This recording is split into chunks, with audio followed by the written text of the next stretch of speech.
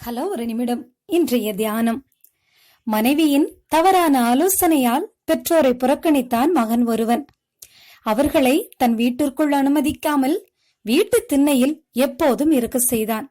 தன் மகனிடம், தாத்தா மிக மோசமானவர், அவர் அருகில் போகாதே, அவரால் எனக்கும் உன் அம்மாவுக்கும் எவ்வளவு சிரமம் தெரியுமா என்று சொல்லி எதிர்மறை எண்ணத்தை தன் மகனுக்குள்ளும் வளர்த்தான். பெற்றோருக்கு பழைய அலுமினிய தட்டில் உணவளித்து வந்தான். ஒரு நாள் அந்த தட்டை காணவில்லை. எங்கே தொலைந்தது தட்டு என ஆவேசமாக கத்தினான்.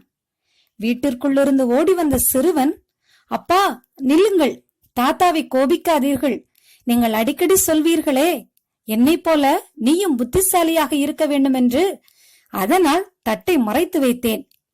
நான் பெரியவனாக வளர்ந்ததும் உங்களுக்கும் அந்த தட்டில் சாப்பாடு தர வேண்டும் என்பதற்காக பத்திரப்படுத்தினேன் என்றான் சிறுவன்.